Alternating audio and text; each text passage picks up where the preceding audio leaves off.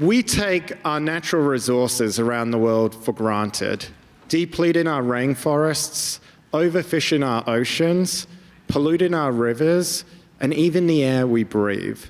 These resources are all vital to our survival, and organizations like Rewild and the Green Protector are working incredibly hard to conserve and regenerate them. Secretary O'Mara, first of all, welcome back. The Secretary was last on our stage in 2021, where he pledged and delivered to protect what ended up being the only additional area of the Amazon rainforest that was protected over the last 4 years. That was a promise delivered. Thank you, Secretary O'Mara. Can we get a round of applause? Honourable Secretary, I have to ask, the Lula and Dilma administrations have made a point about protecting the Amazon rainforest. That's easier said than done. How do we hold the Lula administration accountable to that promise? Thank you, Michael. Thank you for the invitation for the Global Citizen. Good afternoon. I think we live in new moments. And after 4 years of regressions that deforestations increase in Brazil, we have a challenge, but opportunity that have to include people, economy, and living forests. We have to include these 3 axes because we have almost 30 million people in the legal Amazon, 90 million in Pará, that was in poverty in the most of this place. And they have to change the way they live to a new economy. And in Pará, in the last 4 years, we implemented policies, plans, and actions to change this. Now, our goals is to decrease the emissions until 2036 and restorations 5.6 million of the forests. So we have a state plan of bioeconomy that includes the seeds, the leaves, and all the solutions based in the natures and the forests. We have to safeguard our indigenous peoples, our traditional communities, and our people. Take care of people. So I think that the Governor Lula now can be the leader of that coordinates all these actions to combat the deforestation and change the axis of the economy on Brazil. So we know, unfortunately, because we've already destroyed so much of the Amazon rainforest, there is already loss and damage that's been sustained that we can't recover. Anisa, first of all, congratulations again on last night. Let's give her another round of applause. Anisa, you co-founded the Loss and Damage Youth Coalition. Why is this issue, and in particular loss and damage finance, so important in the fight to protect nature? Thank you so much. So for me, when I'm talking about loss and damage, is that point that is causing me anxiety because I'm not able to see a future if you're not able to address it right now. And for the fact that it has been in existence since 1992, but then not having concrete climate action towards this since that time, is the one that caused me to realize that I am part of the generation that do understand all the broken promises that world leaders gave us since the start of the era. But then I'm also part of that generation that is also be able to implement concrete solution. And what really we need to put forward as the generation is to risk and put ourselves out there with the concrete solution that we are having. So for us, loss and damage finance especially is that opportunity to allow developing countries, frontline voices, especially women and the youth, to be really respected in decision-making process and listen to their concern. Because if you hear from the different messages that we're receiving here about access to climate finance, we are demanding the loss and damage finance to be new, additional, and accessible. The newality is important for us because we know the past commitment has never been fulfilled, and we don't want this, the finance for loss and damage to be an additional burden that is going to create another competition between different agendas that we are having. But the accessibility is the one that is really important because we know the different solution that is existing for our planet is not able to be accessible for the grassroots actors or the community or developing countries because the access modality is not really adequate to the need of the frontline community. But what we are aiming to do in the coalition is also to offer a little bit of an idea of how this one is looking like, because we have worked with different partners, for example, to fund 11 youth-driven action to address loss and damage in different parts of the world. And the message that is coming around is that it's really possible to narrow down extreme, massive forces of young people to take action on climate. And yes, it's to all link with the planet, because of our planet, we are the one who destroy it. By we, I mean humans in general, but then we are the current generation that is going to be left around with the huge burden. But we are choosing to be part of the solution, and that is one thing that should be respected in this year. Because if we are respected as active stakeholders, we are able to design concrete solutions on the national and international level. So, yeah, let's give Anisa a round of applause. That was fantastic. So Dr. Tariq, you're a world-respected leader in education. You work with youth around the world. But why is education so important in the fight against climate change? What are you here today calling for, and how can we all help? Thank you, Michael.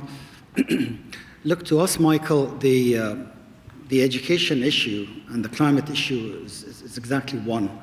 We can't transform our education systems and work through up-to-date systems, innovate new systems without putting the climate issues into consideration, and vice versa. We cannot have solutions to climate without having climate not as an education, but as a subject built into our curriculum.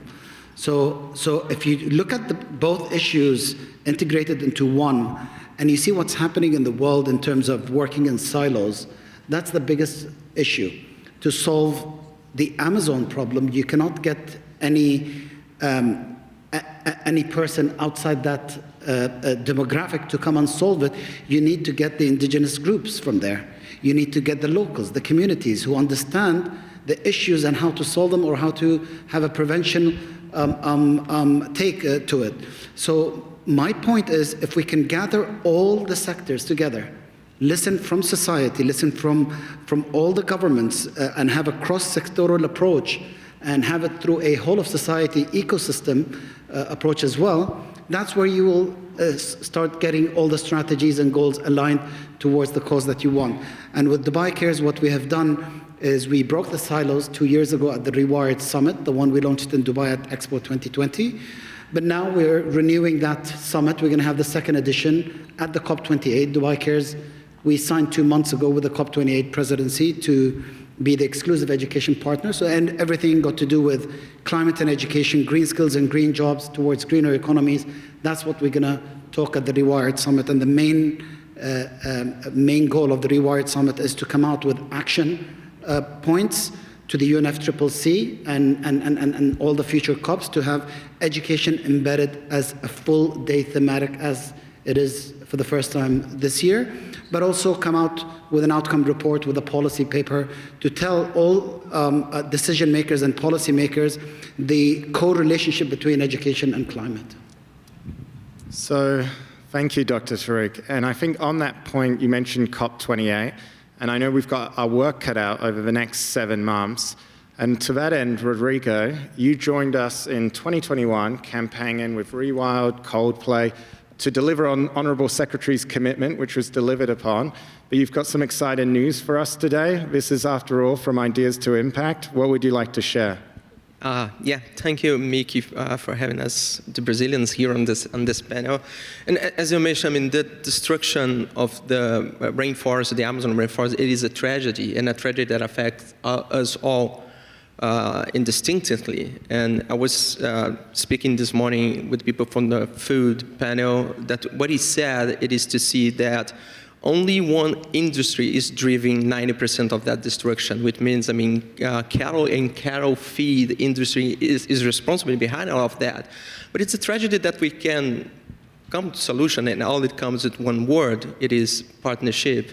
And then we start this beautiful campaign in 2021, and along with you guys and Coldplay, we mobilize a lot of voices in Brazil for the forests. And of course, I cannot I have to acknowledge one of those voices that help us to do this, not only the governor, Elder Barbalho, and Mauro, the secretariat, but we have this amazing woman, Angela. Where is Angela? From a local organization that fight a lot. Please, Angela, stand up. That really is a local voice, I mean, working for the protected areas in Brazil. We have this amazing indigenous leader, Pui Tembe. Pui was just there, but I think she had to go to the restroom. She will be back very, very soon. And it's good to see this amazing local people, but also comes up for global partners. And I have my great friend here, Christian Samper, that is leading this amazing, Christian, please, this amazing coalition of organizations around the globe that bringing catalytic money to Brazil to help to solve all this problem. We have this new leadership coming to Brazil with Lula, with Barbalho. And as a result of that, it is really, really my pleasure to announce today that we are expanding from that campaign, that small campaign that started 2 years ago. We're expanding investments in Pará, $5 million out of 20 million that we are seeking to expand conservation and new protected areas in the southern corridor in Amazon. And this will lead us to create a new protected areas on that region, securing territories for indigenous people in local communities, and of course in bringing benefits to all of us in this room, all of us in this planet, by the way. Thanks, Rodrigo. That's amazing. Thank you. And I know we've got so much more to do. That's a great first start, but it is a down payment. Okay, last round of questions. We're going to try and do this rapid fire because we've got a lot to get through. But first, Honourable Secretary, what will this funding mean for you and your state? So this, the importance is the platforms or initiatives like Global Citizens is so much important to articulate the civil society, companies, celebrities, to focus on the climate change and support new areas, protected areas, and new forms to conserve the forests.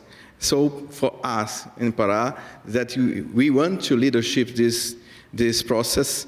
The support of Global Citizen and is so much important for us, and all this represents that we are in the right path to achieve our goal.